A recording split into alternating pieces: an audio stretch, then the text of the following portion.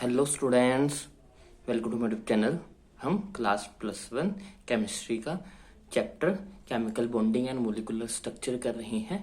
इसके हमने जो है वो अब तक 55 क्वेश्चन कर लिए हैं। आज हम क्वेश्चन नंबर 56 से स्टार्ट करेंगे। इस सीरीज के अंदर हम जो है वो एमसीक्यूज की मदद से जो है वो पूरे कंसेप्ट को भी जान रहे हैं।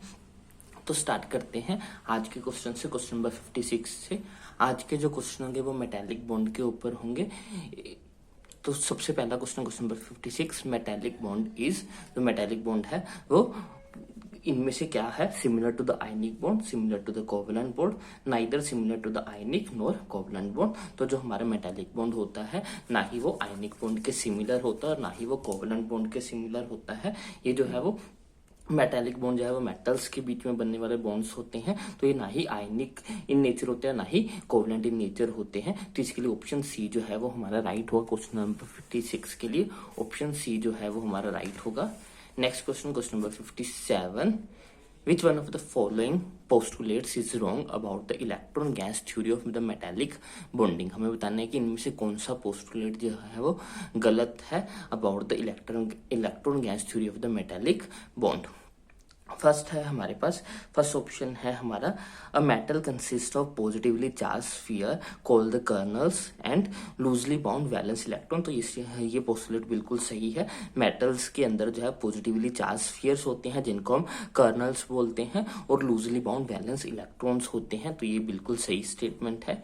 सेकंड है, the kernels remain fixed but the valence electrons are free to move throughout the metallic bond. जो हमारी कर्नल्स होते हैं, जो हमारे पॉजिटिव चार्ज होते हैं वो फिक्स होते हैं, लेकिन जो इलेक्ट्रॉन्स होते हैं वो फ्री टू मूव होते हैं मेटालिक क्रिस्टल के अंदर कहीं भी मूव करने के लिए। तो ये भी स्टेटमेंट जो है वो हमारी ट्रू है। नेक्स्ट है, the strength of metallic bond depend upon the nuclear charge and the number of valence electron. ये स्टेटमेंट भी सही है। जो मेटालिक बॉन्ड की स्ट्रेंथ होती है वो न्यूक्लियर चार्ज के ऊपर डिपेंड करती है और नंबर ऑफ वैलेंस इलेक्ट्रॉन के ऊपर डिपेंड करती है। लास्ट स्टेटमेंट है हमारी, metallic bond is stronger than the covalent bond. तो जो हमारे मेटालिक बॉन्ड होते हैं वो वीक होते हैं देन द कोवलेंट बॉन्ड। तो ये हमारी स्टेटमेंट जो है वो गलत हो जाएगी और हमें गलत ही बतानी थी। तो क्वेश्चन नंबर 57 के लिए ऑप्शन डी जो है वो हमारा राइट हो जाएगा। Next question, question number 58, alkali metals sodium potassium etcetera conduct electricity because. जो हमारे एल्कली मेटल्स होते हैं वो इलेक्ट्रिसिटी को क्यों कंडक्ट कर पाते हैं? वो इसीलिए कर पाते हैं क्योंकि उनके पास उनमें जो है वो दे इलेक्ट्रॉन्स आर मोबाइल। उनके जो इलेक्ट्रॉन्स होते हैं वो मोबाइल होते हैं, यानी कि फ्री टू मूव होते हैं। वो एक जगह से दूसरी जगह तक जो है वो जाने के लिए फ्री होते हैं। तो इसके लिए क्वेश्चन नंबर 58 के लिए ऑप्शन डी जो है वो हमारा राइट होगा। Their electrons are mobile. Next है question number 59, with increase in temperature the conductivity of metals. जब हम टेम्परेचर को इंक्रीज करते हैं तो मेटल्स की कंडक्टिविटी पे क्या इफेक्ट पड़ता है? तो मेटल के इंक्रीज होने से टेम्परेचर के इंक्रीज होने से मेटल की कंडक्टिविटी जो है वो डिक्रीज हो जाती है due to the vibration in the kernels. जैसे जैसे हम टेम्परेचर को बढ़ाते हैं तो जो कर्नल्स होते हैं उनमें वाइब्रेशंस होनी स्टार्ट हो जाती है। वो वाइब्रेशन जो है वो इलेक्ट्रॉन के फ्लो में जो है वो हिंड्रेंस पैदा करती है, जिसके कारण जो है वो कंडक्टिविटी जो है वो डिक्रीज हो जाती है। तो क्वेश्चन नंबर 59 के लिए ऑप्शन बी जो है वो राइट होगा।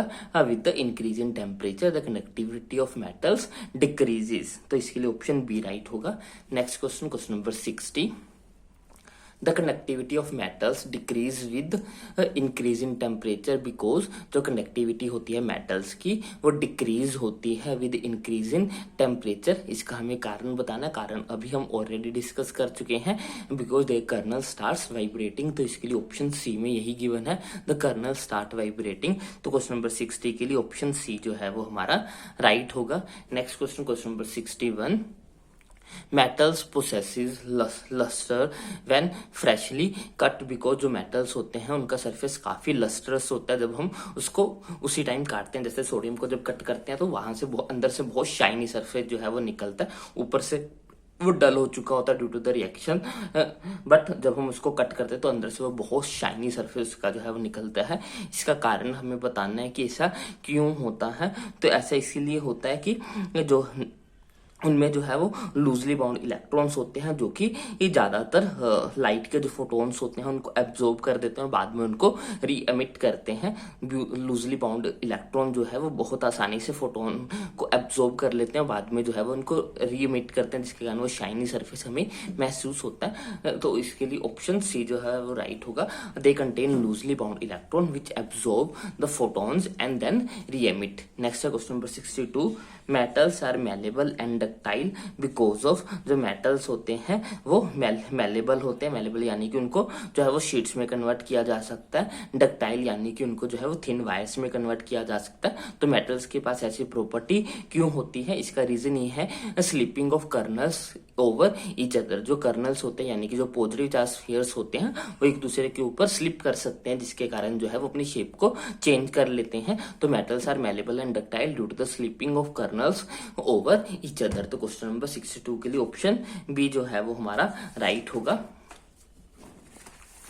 Next question, question number 63, which of the following is a non directional bond. जो हमारे नॉन डायरेक्शनल बॉन्ड हमें बताना है कि इनमें से कौन सा है। तो हमारा मेटालिक बॉन्ड जो है वो नॉन डायरेक्शनल होता है, कोवलेंट डायरेक्शनल है, कोऑर्डिनेट भी जो डायरेक्शनल है। तो इसके लिए ऑप्शन ए राइट होगा। Metallic and ionic bonds are the non directional in nature. तो क्वेश्चन नंबर 63 के लिए ऑप्शन ए हमारा राइट होगा। Next question, question number 64, which of the following statement is not true. हमें बताना है कि इनमें से कौन सी स्टेटमेंट जो है वो ट्रू नहीं है। Beryllium is a poor conductor than lithium because all the molecular orbital और valence electrons are fully filled. जो हमारा बेरिलियम है वो पूरा कंडक्टर होता है लिथियम से। तो यही स्टेटमेंट जो है वो हमारी रॉन्ग है। बेरिलियम जो है वो गुड कंडक्टर होता है देन लिथियम। तो इसके लिए ऑप्शन ए ही जो है वो हमारी रॉन्ग स्टेटमेंट है, वही हमारा आंसर जो है वो सही हो जाएगा। तो क्वेश्चन नंबर 64 के लिए ऑप्शन ए जो है वो हमारा राइट होगा। तो ये थे क्वेश्चन हमारे मेटालिक बॉन्ड के ऊपर। नेक्स्ट वीडियो लेक्चर में हम जो है वो वैलेंसियन केमिकल कंपोजिशन के ऊपर जो है वो कुछ क्वेश्चन जो है वो करेंगे।